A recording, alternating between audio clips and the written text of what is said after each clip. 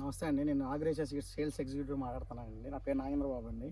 మనం ఇక్కడ పోచవరం గ్రామం వత్సవాయి మండలం కంచం వెంకటేశ్వర గారి పొలంలో ఉన్నామండి. ఇక్కడ మనం వెరైటీ సొర వెరైటీ అనగా అనే వెరైటీ చేశారండి. విత్తనం చాలా బాగుందండి. ఎలా ఉందండి పెద్దయినా? బాగుంది, చాలా బాగుంది.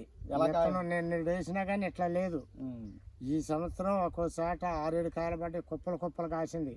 కానీ మార్కెట్ ఉండట్టయితే పిచ్చి డబ్బులు వచ్చాయి. మిరప తోటలు కానీ ఎయ్యి పనికిరావు. దీని దెబ్బకి స్వభావాలు ఉన్నా సరే మీకు సరే స్వభావాలు ఉండ. కోతులు వచ్చినా కాయ మట్టుకు జమకాయ కాసింది. కాపు బాగుంది, అసలు బ్రహ్మాండంగా. కోతులు కూడా ఎన్నో తిన్నాయి అనుకున్నా.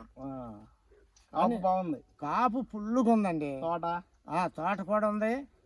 మొన్న ఏంటంటే రేటు లేదని నేను అవసరత చేసి నీళ్ళు లేకపోతే తోట సినిమాలో ఉన్నట్టుండేది.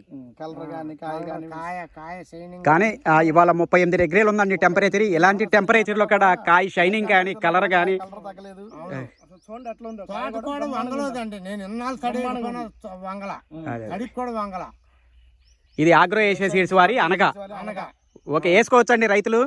అసలు ఎవరైనా వేయొచ్చండి దీన్ని. మీరు మిరప తోటని అయిపోయిన తర్వాత వేసారు దీన్ని? మిరప తోట అయిపోయిందని నేను ఇందులో పెట్టారు.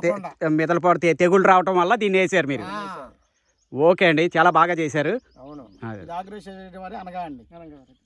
వెంకటేశ్వర గారు ఎట్లా ఉంది మీకు? బ్రహ్మాండంగా ఉంది సార్. వేసుకోవచ్చు అంటారా రైతులు? ఓకే. కాపు ఎట్లా ఉంది చెట్టుకి? ఎన్ని కాయలు పడ్డాయి? దాదాపు 7-8 కాయలు ఉన్నాయి. ఒక్కో చెట్టుకి 7-8 కాయలు ఉన్నాయి.